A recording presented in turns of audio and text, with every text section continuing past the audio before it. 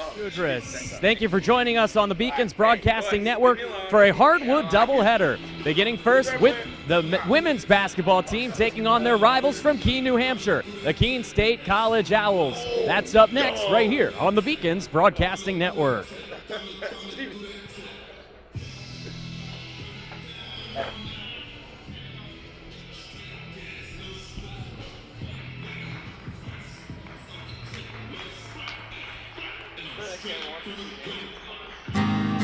UMass is very public service focused, and it piqued my interest, and I started doing more research on it.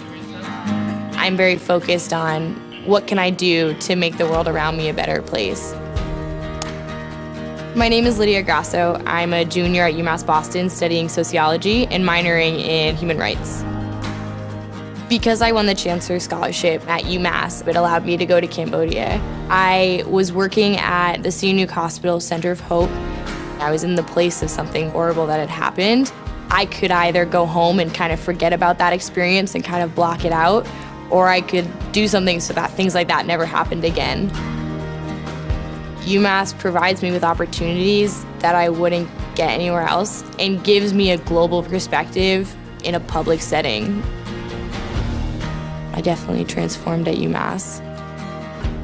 Thank you and welcome back to the Beacons Broadcasting Network. My name is John Scudra. Steve Witkowski will join me in a few moments as UMass Boston returns home to take on their rivals from just up north in Keene, New Hampshire. It's been a tale of two vastly different seasons for each of these squads, as Keene just barely was able to snap an 8-game losing streak last time out. Meanwhile, the Beacons lost for the first time in the Little East Conference last time out on Wednesday against UMass Dartmouth. The Beacons have been red hot. They're 14-2 overall this season.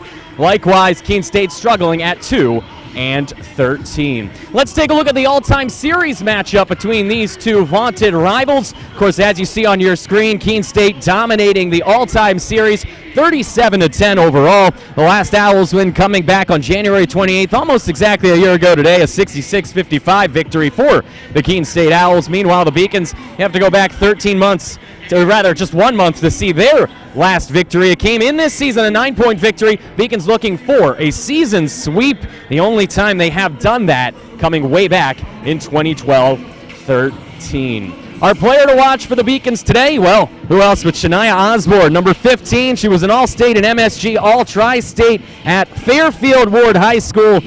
And, of course, if you look at her first couple of games of this season, it was a struggle. 7 games to start the year she missed, recovering from injury. On Wednesday in 12 minutes, 11 points and 8 rebounds as she helped the Beacons in a losing effort. She'll be a key player to keep an eye on today, along with many others. But first, let's go to a commercial break. When we come back, we will have a look at this matchup and preview what should be a very exceptional day for the women's basketball team against Keene State today. We'll be back on the Beacons Broadcasting Network.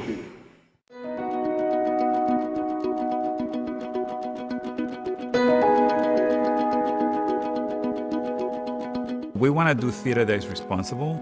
We want to do music that is evocative and elevates us. We want to do dance that reflects urban movement and connection. I've been a practicing designer for the last 30 years. My specialty is costumes. This space is fantastic. This is our recital hall, and it's so outstanding that many people compare it to the symphony hall because the quality of sound is like nothing in town. And there is the painting studio, the sculpture studio, the digital studio. The type of students that we're getting, they're more competitive. They're looking for these kind of facilities. They look at other private colleges, but then decide to come here. Boston is filled with regional theaters, so our students can actually apply what they're learning and build a portfolio. And it's so great to see their names on the programs, and people may not know they're from UMass Boston, but eventually as they graduate and they begin to get professional jobs and you see their bios, that's going to be UMass Boston. It's going to be the stamp all over. UMass Boston represents what true liberal arts is about. In my class, you have students who are psychologists, business, chemistry. The final goal is that we have well-rounded global citizens graduating from UMass Boston.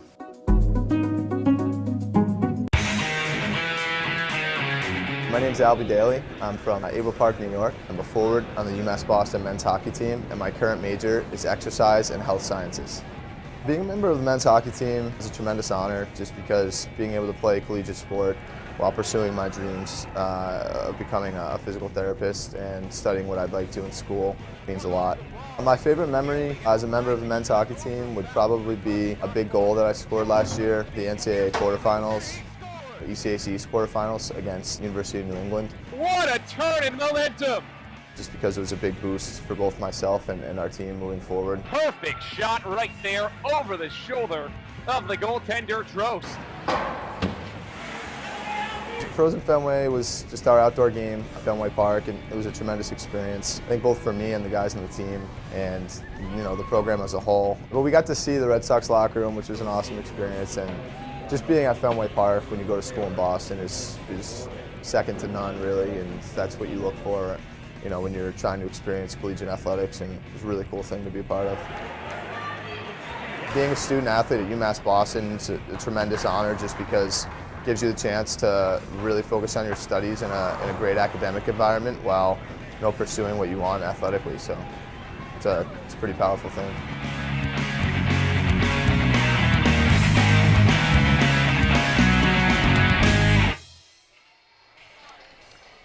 Hello and welcome back to the Beacons Broadcasting Network. I am John Skudris. A great battle ahead of us from Clark Athletic Center, along with Steve Witkowski. And Steve, just looking at the records for these two teams, 14-2, 5-1 in the LEC for the Beacons compared to 2-14 and an 0 in the LEC for the Owls. It would appear that this is a lopsided matchup, but over the course of history, Keene State has gotten the better of the Beacons, and the Beacons are coming off their first Little East Conference defeat. So what do you think they have to do today to come back out and stem the tide and get back in the winning column? Well, yeah, it's going to be definitely more interesting. It's going to be very interesting coming off a big loss by 30 against UMass Dartmouth, and they're playing a very good Keene State team that is coming in conference. They, when looking at it, they're 0-5, but very competitive, always competitive when coming to UMass Boston. And literally something to look at, Lydia Vital is a point guard transferred from Keene State. That's something to look at. I think the Beacons just have to play better basketball, better offense, obviously. They only scored 50 points against UMass Dartmouth. So I think personally that they really have to push the pace and get those transition baskets, easy buckets to really start them off. Absolutely. Let's take a look at the team stats here on the pregame show. You look at those statistics, they're going to look lopsided, obviously, with the way these two teams have played this year. Keene is a very young team, outscored by over 13 points per game so far this campaign. Likewise, the Beacons shooting very well, over 40% on the season. Both teams shoot relatively well from beyond the arc, over 30% for both squads. And both teams turn over the basketball about the same amount, 18.7 to 18.6. So a lot of it may be taking advantage of turnovers. You look at the rebounding margin there, the Beacons really dominating in that category. Keene State struggling. That has to be something the Beacons could take advantage of today. Yeah, and the Beacons, obviously the stats, they kind of jump out of the gym. I mean, looking at 71 points to 53 points. Obviously they have the upper hand right there. But looking at the height for UMass Boston, they have a very tall team. So in the paint, those easy baskets, obviously Joey Grassi, Shania Osborne, just naming a couple of the individuals that are going to be players to watch. You mentioned it, Shania Osborne already, but they're definitely going to try to take advantage of that. Yeah, Joey Grassi leading the team in points per game and rebounds per game with 16.6 and 7.1 as we take a look at the individual leaders. You see there, Joey dominating the Beacons statistical category advantages. Of course, you also mentioned Lydia Vital, who transferred from Keene State College. Something tells me the head coach, Keith Boucher, in his 29th season at the helm of the Owls, wouldn't mind getting Lydia back on his roster. But he is getting one player back, as you see Coach Boucher right there, as returning to the lineup, or at least expected to return to the lineup today, is senior guard Sandy Purcell. And that's a big pickup because Purcell has not played since the beginning of December with an injury. And she is the team's leading point producer this season, so getting her back may be a boost for this squad. Yeah, and something to look at, it's an ankle injury. And obviously in sports, in hockey, in basketball especially, ankle injuries tend to linger. So looking how many minutes she plays, how effective she is tonight should be interesting. Obviously, a very good player, a very good point guard, and really does run the point well for Keene State. But it should be interesting how much time and how effective she really is throughout the game. Boucher won the LEC tournament a year ago. He's a Plymouth State University graduate. Over 425 career victories for the Keene State Owls. On the opposite end of the court is UMass Boston's coach Christina Baugh. And you look at her there, Christina in her third season led the Beacons to the LEC title game a couple of years back. She's 39-31 after having played for the Friars of Providence, graduating back in 2007. So it is a bit of youth against experience, not only on the courts, with the Beacons having the experience advantage on the hardwood, but also on the bench as the veteran Boucher against the third-year coach, Christina Baugh. And I think this is going to be a very good test for UMass Boston. Obviously a very young team. You kind of mentioned it. They lost by 30. That's a tough hit, especially in conference. You know, when you take a big hit like that, it's all about how you bounce back. And I'm sure Christina Baugh is going to be all about intensity. I'm sure when you talk to her, you know, the intensity's up, the bench is going. It's all about a very deep team here at UMass Boston. It's all about everyone clicking the same. And today's going to be a great game to kind of see how they bounce back from that huge loss. One thing to keep an eye on in this banner campaign for the Beacons, undefeated at home at 6-0. This includes 10 wins on the regular season by double digits or more. Meanwhile, Keene's 2 wins have come by a combined 10 points, and they've lost 11 games by at least 10 points. So these are two teams that have headed in opposite directions this season as they are looking to bounce back here as 2018 continues in January. We're going to go to a quick commercial timeout. When we come back, we'll get the starters for both of these squads and the opening tip-off between UMass Boston and Keene State College right here on the Beacons Broadcasting Network. The University of Massachusetts Boston. It's just minutes from downtown, and the Princeton Review calls it one of the best values in the country. A nationally recognized institution of academic excellence and research, UMass Boston offers more than 150 undergraduate and graduate programs, 16 Division III sports, and more than 100 student organizations. To learn more about the opportunities waiting for you at UMass Boston, visit in person or online. UMass Boston, a research university with a teaching soul. Welcome back to the Beacons Broadcasting Network. John Skudras along with Steve Witkowski. We're almost set for the opening tip-off. Let's take a look now at the starters, beginning first with Keene State as they come up on your screen right now. Heen Tak is the starter at guard. Also joining her is Lily Schleiman. In the front court, Jordan Burke at center, Emily McPadden at forward, as well as Kenzie Bennett. And now it's time, as we are almost set for the opening tip and the national anthem, to let the Beacons starters introduce themselves right here on the Beacons Broadcasting Network.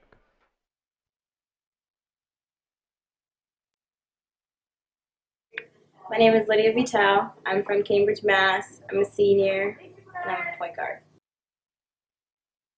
My name is Joey Grassi. I'm a freshman. I'm a forward, and I'm from Plymouth, Mass. Raven Kelsey, senior guard, Boston, Massachusetts. Katie Matthews, senior guard, Coventry, Connecticut. Hi, I'm Shania Osborne, a freshman center from Fairfield, Connecticut.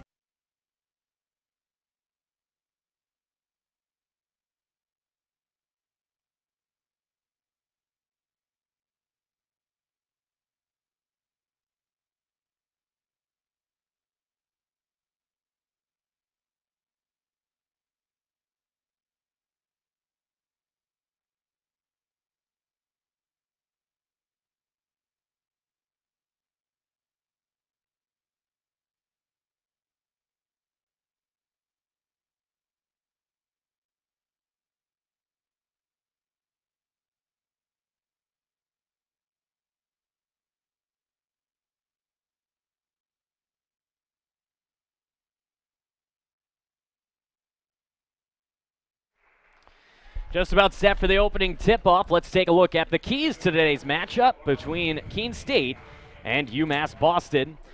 And Steve, you look there, one of the big things to this is going to be dominating the boards, but also putting that loss on Wednesday behind them. Yeah, and it's easy, especially to do when you're at home. You know, coming home, it's familiar, you know, you get into a rhythm, and obviously they've been dominant at home. They haven't lost here yet, so it's definitely huge. UMass Dartmouth game was tough, but you got to put it behind them. And dominating the boards, they're a much bigger team, much more aggressive, and they have to be more aggressive offensively and not just on the boards as well. The Beacons see Sandy Purcell, number 3 in red, return to the lineup for Keene State. The Beacons will have to counter that with their dominance on the boards as they've really shown all year. Beacons coming in at 14-2 overall, 5-1 in the LEC. Likewise, Keene State, almost an inverse record in both categories, 2-13 and 0-5 in conference. UMass Boston will look to take advantage of that, but at the same time, speed kills in this sport, and if Purcell and the guards can utilize that to their advantage, could cause the Beacons some trouble. Yeah, and you mentioned it, speed kills, but how healthy is that ankle? Obviously, she isn't starting today. Very gruesome injury happened in December. You know, it should be interesting to see how much that ankle is 100%, not even in the starting lineup. So I think the Beacons really have to start off, aggressive on the boards, working it inside, and really asserting themselves and getting an early lead off the bat. In Purcell's absence, freshman guard Lily Schleiman has had to pick up the pace. She's second on the team to Purcell in scoring with 11.2 points per game, and first in minutes with over 30 minutes per game, 31.4 for the freshman. Meanwhile, Jordan Burke, the center for these Owls, leading the team with 7 rebounds per game. It'll be critical for her to be able to match up with the likes of Joey Grassi, who leads the Beacons in scoring and rebounds this season, if Keene State is going to fly through Clark Athletic with a victory. And they're two totally different teams in that aspect as well, because Keene State only plays 7 or 8 individuals on a night, and UMass Boston has a bench of 12, 13 women's basketball players that are pretty good. Obviously, their record's at 14-2. That kind of speaks for itself, but they really do have a deep bench that she could throw in 13 individuals at any time, and they could really play good basketball. Beacons are ready out near center court. Meanwhile, the Owls in front of their bench, just about set for the opening tip.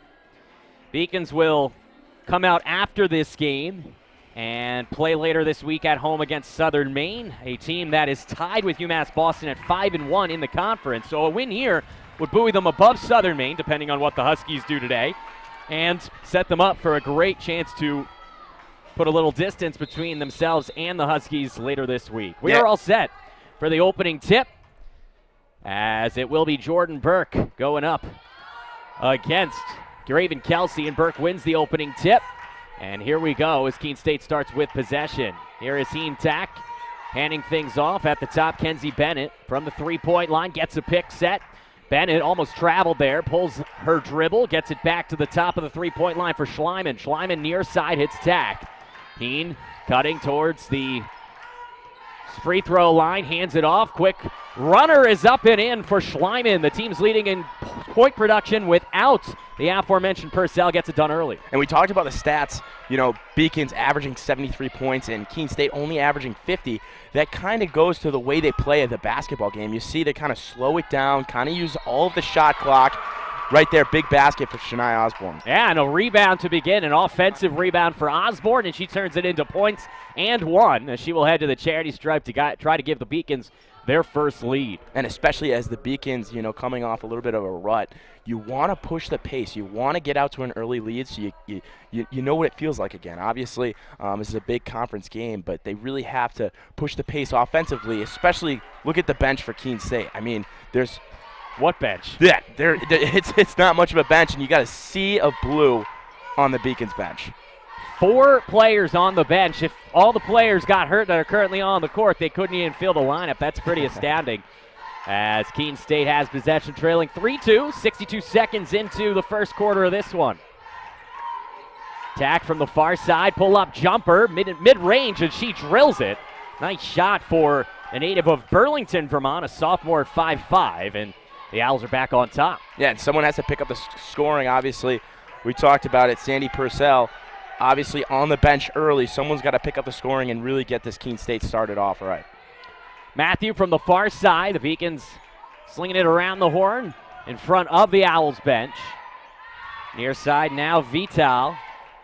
Lydia to the elbow. Nice look from Osborne down low to Grassi, but Joey couldn't finish.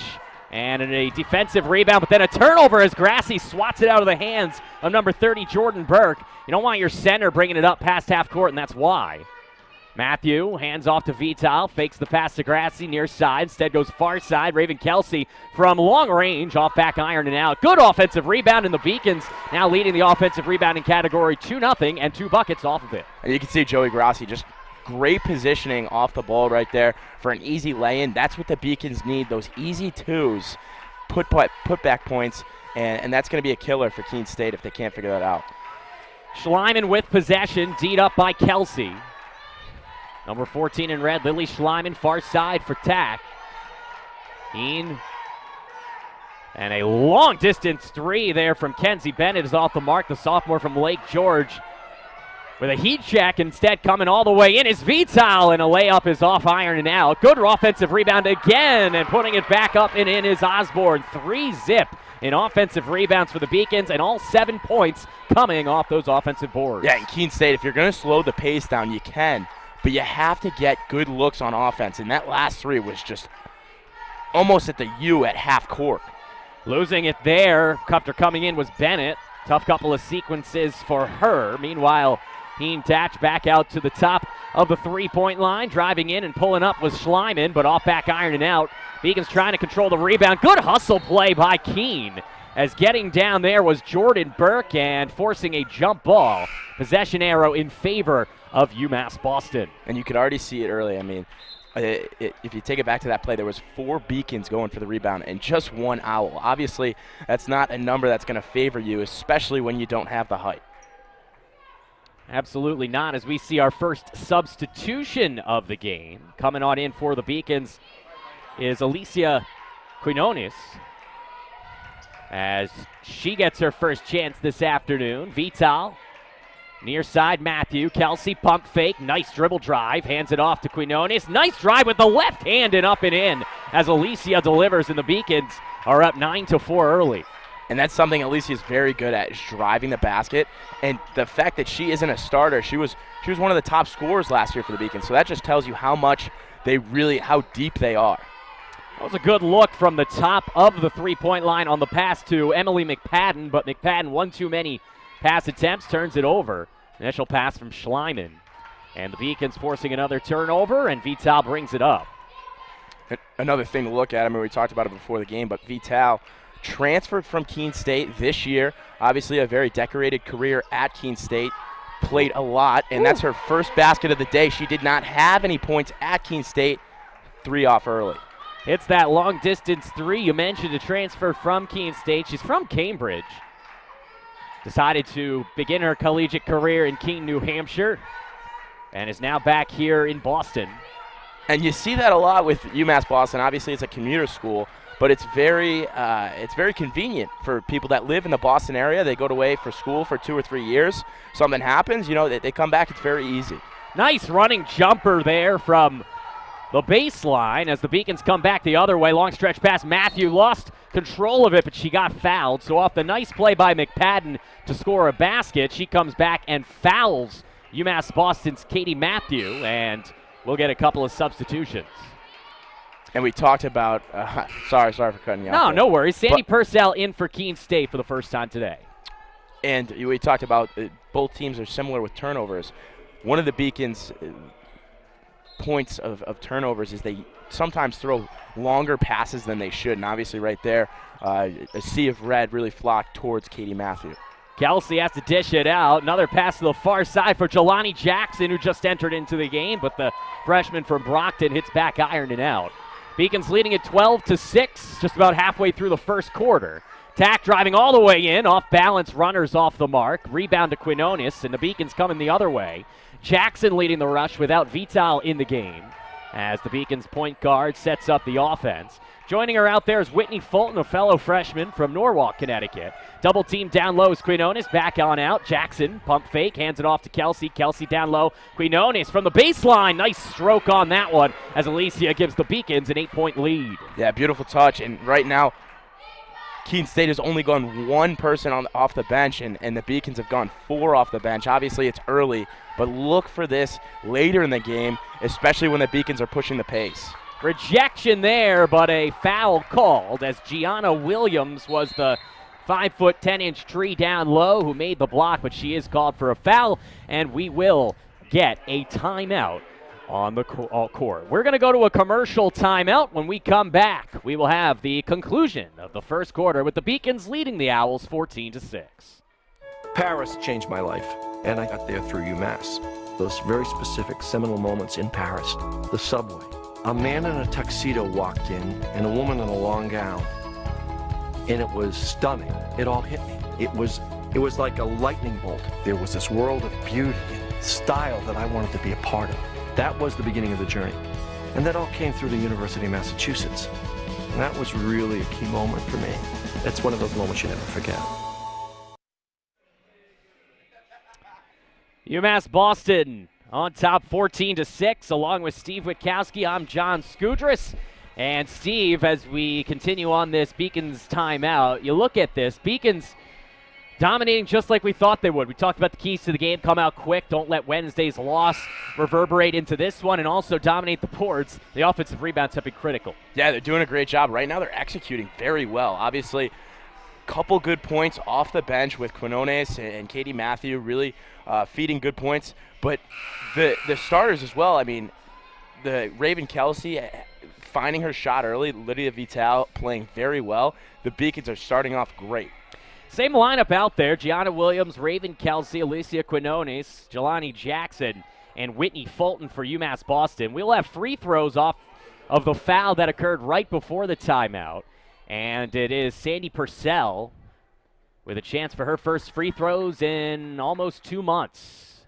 And no rest for the weary as she comes right in and strokes her first. It's 14-7. And that's a tough situation, obviously, for an Owls team that doesn't have a lot of depth. They lose their star point guard, and she really orchestrates the offense very well, and they haven't had that for the last 4 or 5 weeks, and it showed. Nice effort by Kelsey after she almost turned it over, but then she did as she walked. Travel on Raven Kelsey with 4:14 to go, and so a turnover for UMass Boston. It's the last thing you want to see is let Keene State get back into this one early. Tact hands things off. Around the horn they come. Going down low with it there was Schleiman. Now back out to Purcell to the far side for Tact. Keene. Down low for Purcell from the baseline. D'd up by Fulton. Handed off to the top of the three-point line. Nice dribble drive from Kenzie Bennett, but she was off balance and missed off the back of the backboard. Now coming down the other way is Jackson. And that's something Keene State hasn't really asserted yet, is getting a really good look down low. They've had a lot of perimeter shots that have kind of went in, a couple foul shots, but they haven't had good offensive chances inside the paint. Quinones down low, Gianna Williams. Nice handoff right back to Alicia, but could not get it over the front of the iron. That was a beautiful look on the give and go, and instead coming the other way is Purcell all the way in, and it rims out. Good offensive rebound there by Schleiman, but a block from UMass Boston, and coming back the other way are the Beacons. Yeah, and Gianna Williams has been playing great all year defensively. Another huge block right there. Air ball and the three-pointer from Jackson. Off the nice look inside, missing the mark there was Williams, and now coming back the other way is Keene State. Keene Tact pulls up from the three-point line, hands off down low, and another rejection from UMass Boston, but getting her own rebound and putting it back in was Burke. Yeah, right on cue, obviously, but something UMass Boston really has is they have 3 bigs that can really start on any team in the Little East. They have Gianna Williams, obviously, in the game right now, Shania Osborne on the bench, and Joey Grassi, another huge big for the Beacons. Kelsey's able to draw a foul on Kenzie Bennett. We'll see a couple of substitutions as re-entering the game will be Shania Osborne and Joey Grassi. A couple of trees down low for the Beacons after we saw that Keene State got a couple of offensive rebounds the last couple of sequences. I think Coach Boss said, you know what, I got to get my bigs back in there. Yeah, and that's something that's going to really separate these two teams today. The fact that they can really go deep in the bench, and also they're a much larger lineup that can really assert themselves down low. Beacons snapping a 6-0 run for Keene State with Kelsey's free throw right there. It's 15-10, Beacons on top, 2:33 to go in the first. Kelsey's second is up and good, and Grassi will enter the game. For Keene, right now, Kenzie Bennett is in, as is Jasmine Mitchell making her debut this afternoon. Joining them out there on the court, Tamara Gagne, number 11 in red, has possession right now. Gagne hands it off to McPadden. McPadden gets a screen, driving, and we're going to get a foul on UMass Boston. I believe they're going to call this one on Fulton, number 10 in white. And they're playing to UMass Boston's pace right now. It's a little bit quicker pace. They're not slowing the game down. Obviously, the Beacons on pace to get up to 80 points if they keep scoring like they have been, and that's what the Beacons wanted out of today's game. Driving to her right, handing it off back out to the point for a Bennett three. That one rims out. Coming over to get the defensive board for UMass Boston was Quinones. Jackson to Alicia. Nice drive, pulls it up, and it's off the rim and out. As the Beacons see their 6-point lead stay right there at 16-10. Keene State with possession. Nice defensive play from Fulton. She picks that one off, coming all the way down, and an even better defensive effort the other way made by Mitchell. The Beacons will keep possession and get some substitutions, but good defense for both squads. Yeah, and didn't finish off right there, but that's what the Beacons are looking for, defense to offense, and that's something they didn't have when they lost by 30 to UMass Dartmouth. Defense to offense, those easy buckets. They're going to say that went out off of UMass Boston, so what a play for Mitchell. So after she throws the interception, comes out to make the block and force the turnover and get the ball back for the Owls. McPadden driving with the right hand, off iron and out. Rebound to Osborne, and now coming the other way are the Beacons, led by Vital. As coming on in is Matthew, unable to connect on that one. With 1:17 to go, Beacons will keep possession.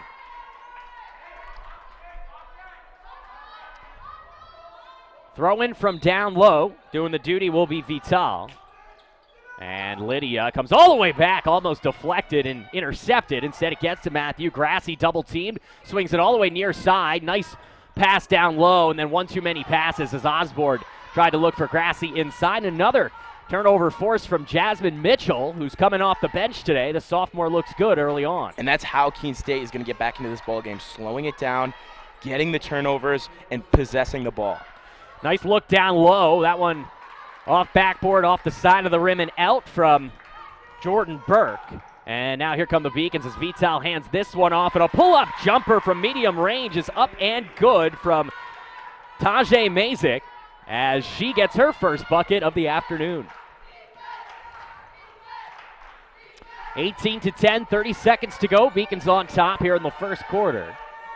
As Mitchell, looking for an outlet, hands things off there to McPadden. McPadden from long range, off front iron and out. Rebound to Osborne, and with 17 seconds left and the shot clock unplugged, the Beacons can hold for one. Vital setting up the offense with 10 seconds. Far side, Matthew. Matthew hands it back off to Mazik. Mazik driving, Tajay off the iron and out. Rebound down low, Osborne off the underside of the backboard and will not get a chance for a second opportunity. So after the first quarter, the Beacons lead it 18-10. And what has been a back-and-forth affair sees UMass Boston extending their lead to match their largest of the afternoon at 8. We're going to go to a commercial timeout. When we come back, we will review that first quarter and look ahead to the second right here on the Beacons Broadcasting Network. Something I discovered in myself is that if I have a goal, then I can accomplish it. It's a well-rounded experience. At a Division III school, you primarily a student athlete, so the school is really shaped around you developing yourself as a complete individual. It helps a lot that you have a family with your team that can guide you.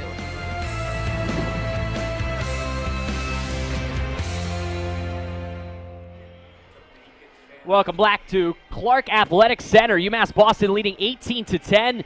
Along with Steve Witkowski, I'm John Skudris. And Steve, in the first quarter, we saw UMass Boston take advantage of their rebounding capabilities. We also saw Keene State play aggressive defense that's kept them in this game. Yeah, and the turnovers, I mean, that's what's kind of kept Keene State in this game. Beacons just dominating on the boards, dominating offensively, really playing to their pace. But it's all UMass Boston's game if they just don't turn the ball over. Folks, a reminder to stay abreast of all the UMass Boston Beacons athletics actions on our social media outlets. Yeah, and we're getting a lot of love from far and wide, so thank you for tuning in. Those tuning in, getting a lot of love on Twitter from Syracuse in different areas of upstate New York, so thanks for tuning in. UMass Beacons, that's at UMass Beacons on Facebook, Instagram, Twitter, YouTube. Of course, check out the Beacons Behind the Beacons. This week it featured the men's hockey team, but they do get around to all of the athletic squads. A lot of behind-the-scenes access from the likes of Dave Wahlberg, Seth Arensky, Gigi Braca, and everyone involved, as there is a foul called on UMass Boston. As driving the lane and able to draw it was Lily Schleiman, who was the leader in minutes and points per game with Purcell out over the last month and a half, and she showed why. Fearless in the lane. Yeah, and you can see the intensity that the Beacons bench is bringing. Obviously, big game, big position here for the Beacons to really pull away. You want them to start pulling away, scoring the bucket, and really widening their lead right here. Raven Kelsey re-enters the game as she will step in for Osborne after Schleiman hit the initial free throw. Lily, a native of Pelham, New Hampshire, standing at 5'9". Her second is up and good. And so the lead is down to 6, 18-12. Matthew from the top of the key hands it off to Grassy. Near side, they swing it around. Pull up mid-range jumper is off back iron from Mazik. That one comes out of bounds, and it'll be off of Keene State, they say. So the Beacons keep possession.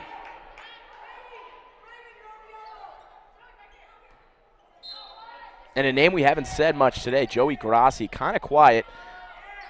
See if she heard. Yes, she comes in to drive, pulls up off the side of the backboard and out. Not a good shot there from Grassy. And we look at it, I mean, she's the point leader. Obviously, she sometimes has a quiet 15, 20 points, but tonight being held quiet by the Keene State defense.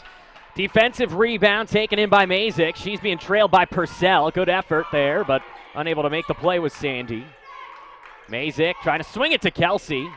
Kelsey needed all of her 5'9" frame to catch that one. From the baseline, pulls it back out to Grassy. The Beacons will reset with 10 on the shot clock. Mazik swings it far side. Kelsey, she'll take it. She likes it. Off back iron out. And this one out of bounds. Going to be close, and they'll say it's off of Keene State, as they're going to say Jasmine Mitchell touched it last. She was battling for it with Vital. We'll get a substitution, as coming back in the game is Whitney Fulton. She will replace Tajay Mazik. Throw in here from Joey Grassy, comes all the way back on the top of the three-point line, and a foul is called on Purcell after she swatted at the ball and instead made contact with Vital's hand. And obviously an early foul, but something to look at. I mean, they're only playing 6, 7 girls. I mean, if they get in foul trouble, that's going to be a tough way to kind of, finish off this game, especially if you're Keene State. It's only the first on Purcell, who came off the bench today. 8:48 to go, second quarter of play. Beacons leading 18-12 here on the Beacons Broadcasting Network. Nice drive and another foul as driving in there and then attempting to make the pass was Vital. We'll see if they call it on Purcell. I think they will not. No, they're going to call it on Mitchell, her first, so a break there for Sandy Purcell. Yeah, especially as your first game back. I mean, I remember playing my 8th grade basketball, coming back from a concussion. Very aggressive. Sometimes you get a little handsy. Leads to a couple fouls. Three-pointer there from the far side from UMass Boston as Vital was able to drill it. Beacons up 9. Did you just reference your concussion in junior high basketball? No, not junior. Oh, yeah, junior high, yeah. 8th grade. Sharpshooter. Sharpshooter. Well, I've seen you on the mound, so I can only imagine, as driving the baseline, pulling it up, and getting a nice shot off the front of the iron after clanking it in off the bank was Jasmine Mitchell. Heen Tack will come back in shortly, as will Jordan Burke, starters for this undermanned Keene State squad that came in with just 9 players. As there's a beautiful defensive play by Purcell, but an even better effort made by Vital. Dishes it out for Grassy from long range off the mark. Gets her own rebound and lays it up and in easily. What an effort from the duo of Vital and Grassy. And that's something that she does very well, is to follow her shot. A lot of sharpshooters, they stand outside and don't really follow their shot for the rebound, but she got it back and put it in for an easy 2. So the Beacons leading now by 9 yet again. Driving the baseline and trying to put it up is Schleiman off the rim and out. Schleiman's got the length there on Vital, but not on Kelsey, as the second chance opportunity rims out and Raven comes away with it. And that's really the difference in the game right now. Keene State really hasn't finished on any of their buckets inside, and that's what UMass Boston is doing so well after contact, finishing it for 2. Not sure if that ball was blocked on the shot from Vital, because Purcell dove out to try to save it, and she had her foot on the line, so the Beacons keep the ball. So Purcell clearly thought it was partially deflected. Beacons will keep it nonetheless. Grassy throwing it in. The substitutions re-entering. That is Burke and Keene tack. Kelsey from the elbow. Grassy back out. Vital. 8 seconds on the shot clock. Vital from long range. Dribbles between two defenders. Hands it out from long distance. And drilling it is Whitney Fulton, the freshman from Norwalk, Connecticut. A beautiful sequence from the guards of the Beacons. And that's the second time they've really had the ball with no clear open lane with like 3-4 seconds left in the shot clock, and they've figured out how to get a great look outside the arc. Beautiful play by the duo in the backcourt as Vital connected there with Fulton, and then a beautiful comeback from a three-pointer from Lily Schleiman, who shows her range. 26-17. Vital setting up the offense, hands it off. Near side, Jackson. Jackson to Fulton. Whitney, baseline, Grassy, and every Beacon touches the ball on this possession, but Kelsey can't finish with the left hand. Yeah, Kelsey's such a dynamic player, really does a great job of taking authority on the court. Purcell from the parking lot, that one off back iron. Two Beacons fighting with each other for the ball, and that's a break for Keene State as they will get possession off the out of bounds. Substitutions for both squads as Quinones re-enters for Vital for the Beacons. Meanwhile, for the visiting Owls, we will see McPadden back in the game. And a beautiful handoff, and making the basket is Kenzie Bennett, who also just re-entered off the inbounds pass, and the lead is down to 7. And right as the Beacons start pulling away, the Owls really start inching back into this game. They really have to assert themselves on offense and stop turning the ball over. And then, just as you say it, the Beacons turn it over on a pass from Kelsey to Quinones that goes out of bounds with 5:29 to go. They have the upward hand on the rebounding, the pushing the pace, because they have the numbers. All they have to really fix is the turnovers. We looked at the team stats coming in. Both these teams turn the ball over 18 times per game, so both turn the ball over a lot. The Beacons just have taken advantage their ability to get offensive rebounds to win 14 of their first 16 games. There's another solid rebound as Osborne brings it down. Jackson trying to push the limits, driving all the way in. Fulton looking to go back to Osborne. Going to be a tough play. Shania gets it and puts it up and in between a couple of defenders. Nice play from 15 in white. Beacons up by 9, 28-19. 5 minutes to go, first half action. Attack from the far side. Hands it off here to Schleiman. Lily for Burke. Jordan Burke, the team's leading rebounder. Definitely not a three-point specialist, looking for help. Connects with Tack. Tack down into the key. Near side for Schleiman. Schleiman down the baseline looking for help. Connecting there with Bennett. Off back iron and out. Kenzie gets her own offensive board. And a fresh shot clock of 30 seconds for these Keene State Owls.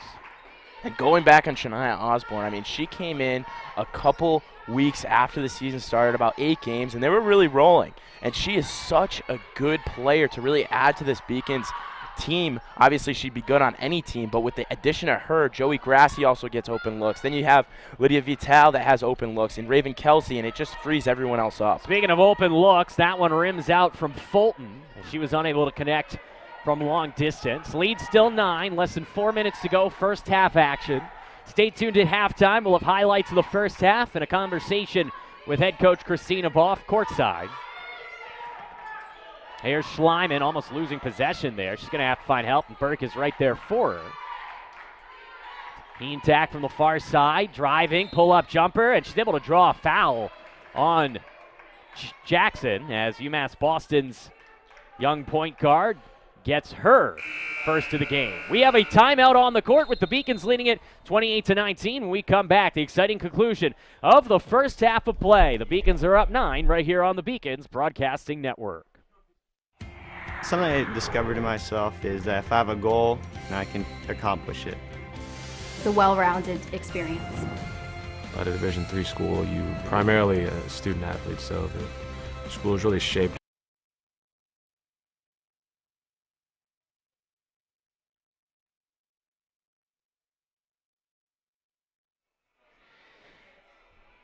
Welcome back to the Beacons Broadcasting Network. Let's take a look now at a highlight of one of the best plays we've seen in this first half. A beautiful effort from Lydia Vital. She goes right between the two defenders right here and then dishes it out far side for Fulton, who drills the three. And, Steve, that's the type of playmaking basketball you're looking for out of your veteran senior point guard. We're on mute there. You have so many options when the Beacons are on the court. Obviously, everyone can really score, but they score in different ways, and that's why there's such a fluent offense, and that's why they're 14-2, and that's why Keene State, I mean, they're 0-5 in conference and 2-13 because there's only a couple real true scorers on the team, and that's where they're kind of different. Beacons playing great so far. Well, Keene State is in the bottom half in most statistical categories, that is in the LEC. They're only third in offensive rebounding, tied with UMass Boston.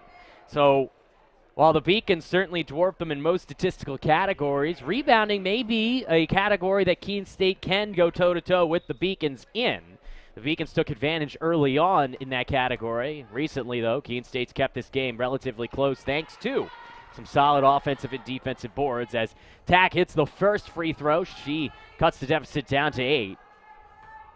Keene, a native of Burlington, Vermont, Burlington High School, as she hits both free throws. 28-21.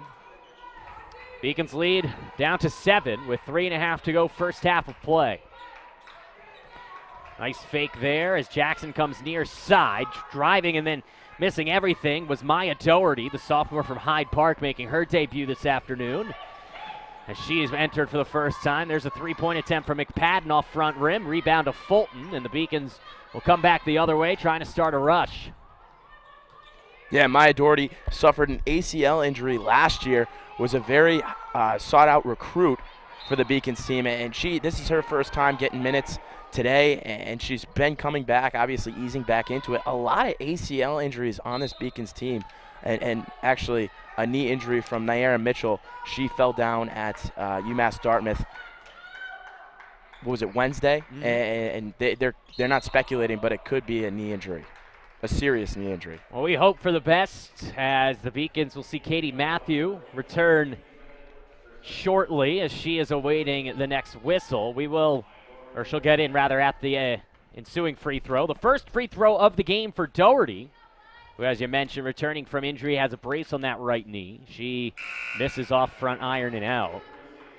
And it's such an tough injury in basketball. Obviously, it's a very conditioned sport. You're just running up and down and making cuts.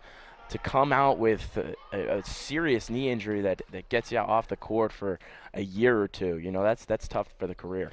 Doherty's second is off front iron and out. It's now 0 for 3 to begin the afternoon is Maya. Beacons lead is 7 still. 2:45 to go, 28-21. McPadden to Burke from the top of three-point line. D'd up by the Beacons. Team Tack on the far side. Vital on her. Purcell from long range off the iron and out. Rebound taken in by Vital, and now the Beacons coming back the other way. Fast break 3-on-2. Nice look for Matthew, and with the right hand opposite side is in for Katie Matthew. Beacons up 9, 30-21. And you've seen that all throughout the season. Obviously, just right there, an easy 2, but Vital's been doing that all season. Katie Matthew always usually a runner for the easy 2 finishes right there. Foul on UMass Boston. We'll see if it's on the court or shooting as Purcell was driving. Fulton will re-enter the game for the Beacons, and they will say that this foul was on the floor. So a throw-in coming for Keene State.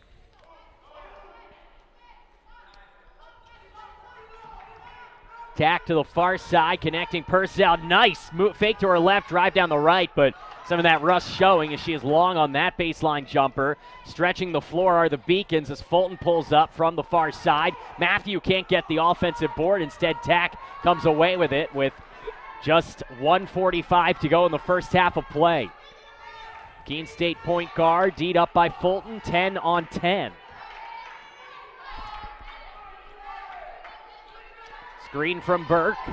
Nice look down low on the pick and roll as Burke is able to get her own rebound off the miss, but then she turns it over. Vital 1-on-2, got a lot of speed, goes right into the defender, and that is an and one as the Beacons See their point guard deliver a bucket and the foul as that one is called on McPadden. Beautiful play, veteran play. Obviously, just takes it to the rack with an initiative and finishes, and we'll go to the line for another. Take a look at a replay of that one. Beautiful play from end to end by Vital. You see here, hustle to get around the initial line of defense. That's Schleiman, and then going right into the defender who she knew was not set and able to draw the foul and put the Beacons up by 11 points, their largest lead of the afternoon. And that's what Vital does so well. She knows when to kind of pull it back and run a couple plays or take time off the clock, and then she knows when to drive and really take initiative and take it to the rack, and right there finishes with a quick 2. It's the second foul on McPadden. As we've been alluding to, only 9 players traveled with Keene State to UMass Boston. So McPadden and company really want to avoid that third foul here in the first half. From the far side, here's Purcell. Just 70 seconds to go in the first half of play. Purcell trying to get it back from Burke. Instead, a beautiful play by Fulton, who's then fouled in the backcourt by Purcell, who gets her second. And so things beginning to unwind, much like they have all year for Keene State late here in the first half. Yeah, that's tough. Obviously, only 9 players traveled. You know, you're going to play the majority of the game, and just to get into foul trouble, it really changes the whole game for Keene State. Now you have to play scared, and their offense really isn't connecting. Only 21 points. And really haven't had a lot of great looks. I mean, you've said it multiple times that they're kind of shooting from the parking lot, and that's not an understatement. First free throw is good from Fulton. And the Beacons lead balloons to 13. Just over a minute to go, first half action, as the second free throw is up and good. Largest lead of the day at 35-21 as the Beacons, who have won 10 games by double digits, will look to make it 11 today. Taking on a Keene State team that's won just 2 games all year by a combined 10 points. Tack hands it off to McPadden. Round the horn they come near side. Fulton on Purcell. They switch. Now speed advantage for Purcell. Tries to utilize it against Kelsey, and she's able to get that one. A bit awkward underneath with 3 Beacons around her. But nonetheless. Keene State has had moments where they've really been in this ball game. They really just have to play better defense and really cause those turnovers that they were causing before, and they'll be right back in this ball game. Driving in, unable to hit there was Gianna, and now she wanted a foul, no call. 15 seconds to go. Shot clock unplugged as Keene State is going to have an opportunity here to get the last shot with the Beacons up by 12 in the first half. Purcell hands it off. McPadden from long range drills it. And that's the way the first half will come to a close. A big bucket from long range for McPadden as Emily's able to drill it. It's 35-26. Beacon's lead is 9. We are going to go to a commercial break. When we come out, I will have Christina Baugh with an interview at halftime. The Beacons leading at 35-26 right here on the Beacons Broadcasting Network.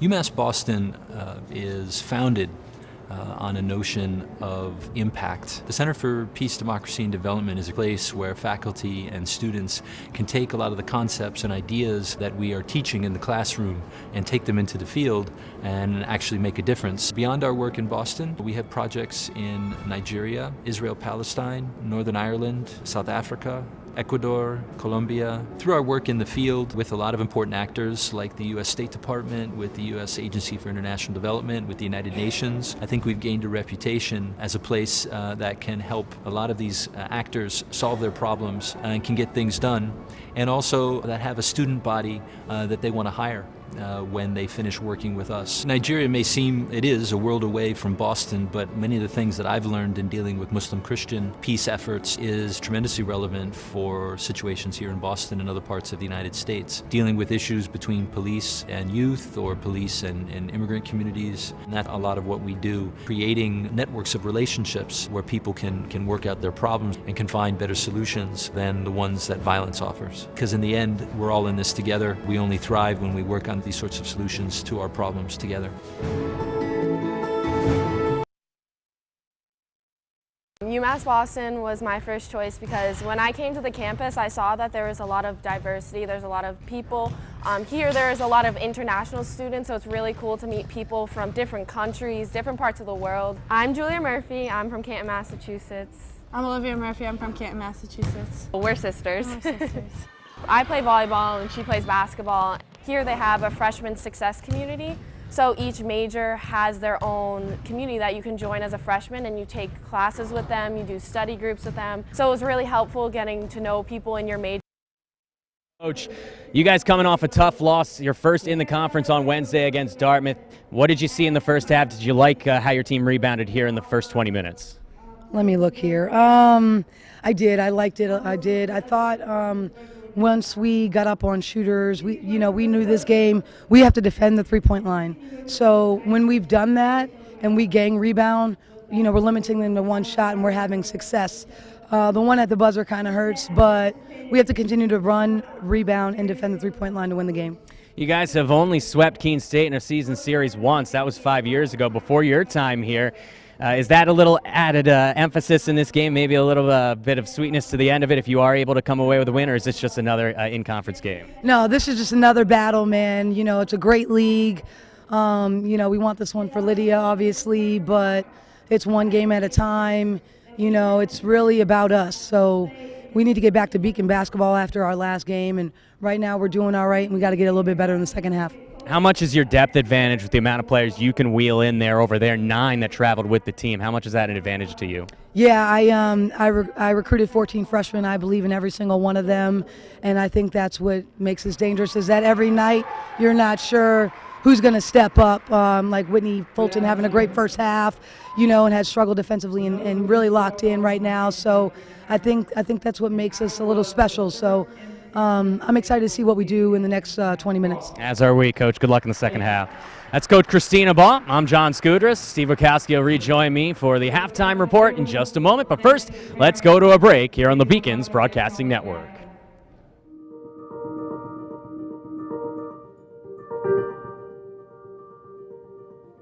I came here from the University of Michigan to develop and direct the Center for Personalized Cancer Therapy. What is, I think, really great about the CPCT is that it's actually a joint venture between UMass Boston and the Dana-Farber Harvard Cancer Center. We're able to bring researchers from Dana-Farber with expertise in cancer care, cancer research, and experts from UMass Boston in various aspects of science and sociology, and to really build bridges and partnerships designed to do wonderful, innovative research. Because of the facilities that we were able to put together through the Center for Personalized Cancer Therapy, we're able to attract very high-level junior investigators from the Dana-Farber Harvard Cancer Center. Most recently, Dr. Shalja Pathania. I work on BRCA1 and BRCA2 genes. The women have mutations in these genes. They have almost 80% chance of getting breast cancer. We now have, or will have for the first time, an insight into why these cells are becoming tumor cells. And having that information is critical in designing the preventive or even therapeutic strategies that can help reduce BRCA1 cancer or BRCA2 cancer. I have the right kind of collaborators around me. It's a perfect recipe to do some very innovative research that pushes the science further. For our project, there's no way we could do this work without the partnership of UMass Boston and the diversity that it brings and the expertise and community-based research. I think that UMass Boston has a little different position in developing the STEM pipeline than the private universities do. We started a program with UMass Boston called Set Sail for Success to help first-year students in the College of Nursing and Health Sciences. One of the aspects about partnering with UMass Boston that was especially important to us at Harvard Pilgrim is the fact that its student population that it educates and that graduates stay in this area. We have a really tremendous group of young, promising minority students. I have no doubt that they have a bright future, whether it's in cancer research or clinical care or leadership or community activism. Those are the kinds of leaders that we need in the Commonwealth. And we're going to be ready with open arms and hands once they graduate from UMass Boston. The opportunities are there. And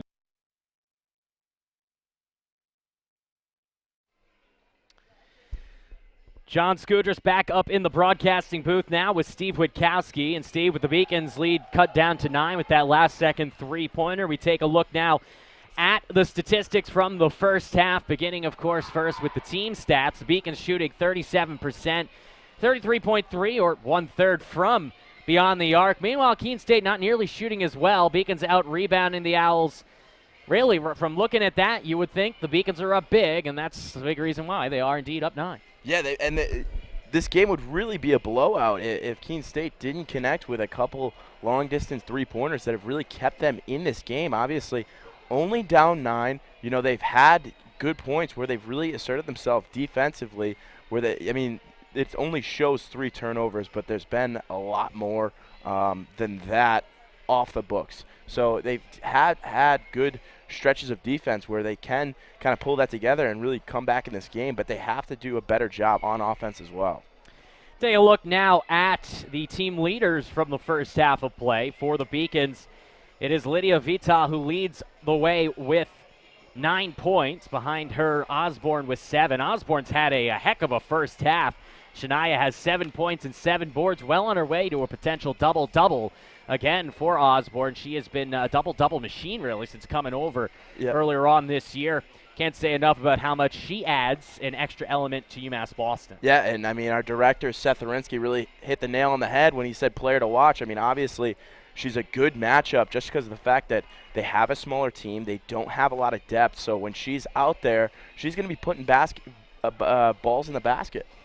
Lily Schleiman leading the way for Keene State with 7 points. Emily McPadden had 5, including the late bucket in the first half of play. And you look there at Mitchell. She had a beautiful play late in that first half where she had a steal and a block on one play. That's the way she leads the team in both of those categories. Well, I mentioned earlier on in the broadcast Behind the Beacon on the Beacon's athletics website, how great it is looking at all the different behind-the-scenes action with the athletics teams. Let's take a look at the key to the women's basketball success. They are 14-2 on the year, and for good reason. Find out why next, right here on the Beacon's Broadcasting Network.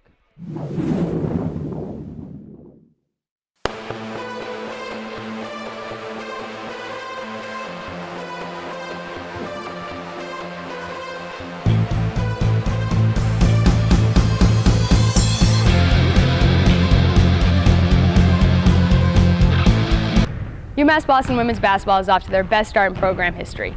The Beacons are 13-1 with a program record 12 straight wins.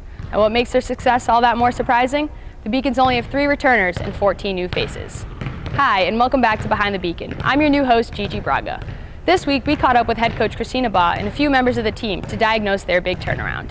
Yeah, obviously we brought in a couple pieces that have shown to learn how to play hard at this level, but the biggest thing was the character of our women's basketball team and how we represented ourselves in the classroom as well as in our community.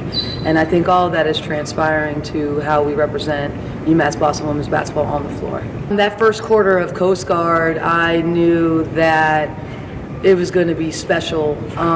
We hadn't practiced like that, so to come out and see us really, I guess our gamers showed up that game. It was kind of like, oh, well, this could be really, really special if we continue to learn what it means to play hard at this level, being so young. And really my seniors have set the tone, whether it's the classroom, managing my locker room, and getting in extra to show them what it is to be a Beacon. I think for me and Katie, we just remember how last year felt and things that we didn't like and then things that we did like. So we try to focus on the things that we didn't like and kind of give them our perspective without bringing them to last year, but kind of teaching them what we want and what we're going to need in order to be successful this year. Honestly, just the way that we carry ourselves in the first probably 3 weeks of just practice, it just felt different. You could just tell that people were dedicated to actually be here, and that's definitely a change for this program. So I think in just feeling that in the first few weeks, that definitely, I knew that it was going to be different. They've adjusted, especially Joey and Megan. They've both been were put in the game and just adjusted to the speed as soon as it happened. And I think seeing being a freshman and seeing other freshmen do that just like gives every other freshman hope that they can do the same thing. They've been very helpful on and off the court, whether it comes to school or telling us how to like do something on the court. So a lot of us have played together, and we have known each other for a while, so it's helpful having friends and people that we can go to with anything. I think it's just buying in, that second half. Our third quarter's probably been our best quarter, and just being willing to make the adjustment in game and listen to what coach is saying, and then just having each other's back flying around and having some keywords that we focus on, and just having echoes on the bench and on the floor. We've made really good adjustments during timeouts with myself and my staff, and the kids have really bought in. Obviously winning helps that, but we make a couple small adjustments defensively, and when we lock in and do it, I think they end up winning games for us. I think you just continue to trust coach, and you just buy into the process, and you think of the bigger goal. There's so many people every night. This can be somebody's night, and when you think of the bigger picture, then you don't really worry about yourself too much. Every night a different kid is stepping up and showing the world what she can do, and showing our program, how valuable she is. And that could be the last kid on the bench and how much she cheers, or a new freshman getting a look for 8 to 10 minutes and showing some numbers. So I think that makes us dangerous, that most people can only go 8, and I think we have a bench that we can go 12 to 13 kids. Being able to not just have 7 people, literally have 7 people that could even play in practice, and have to play against coaches or bring other people in, and actually having subs, and we can actually play 5-on-5 and get reps in actual game speed. That is a huge difference, especially for to be able to build our bench as well. It's not just game day that people can get experience; they can get experience in practice as well. Women's basketball will resume play on Saturday, January 13th, as they travel to Western Connecticut State University at 1 p.m. The Beacons will play 10 of their final 11 games against conference foes, including 2 meetings with in-state rivals UMass Dartmouth. I'm your host, Gigi Braga. Thanks for watching. We are just about 80 seconds or so away from the opening of the second half, I should say. Let's take a look at highlights now of the first half right here on the Beacons Broadcasting Network.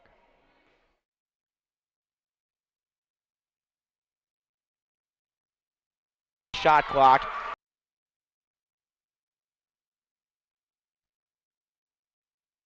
It goes to the way they play at the basketball game. You see they kind of slow it down, kind of use all of the shot clock. Near side, Matthew. Kelsey pump fake. Nice dribble drive. Hands it off to Quinones. Nice drive with the left hand and up and in. Away for school for 2 or 3 years. Something happens, they come back. It's very easy. Nice running jump, the three-point line. Hands off down low. And another rejection from UMass Boston, but getting her rim and out from Jordan Burke. And now here come the Beacons as Vital hands this one off, and a pull-up jump. I remember playing my 8th grade basketball, coming back from a concussion. Very aggressive. Sometimes came in with just 9 players. As there's a beautiful defensive play by Purcell, but an even better effort made by Vital. Dishes it out for Grassi from long range off the mark. Gets her own rebound and lays it up and in easily. 8 seconds on the shot clock. Vital from long range dribbles between 2 defenders, hands it out for long distance, and out. Rebound taken in by Vital, and now the Beacons coming back the other way. Fast break 3-on-2. Nice look for Matthew with the right hand roll as Burke is able to get her own rebound off the miss, but then she turns it over. Vital 1-on-2, got a lot of speed, goes right into the defender, and that is an and one as the Beacons 12 in the first half.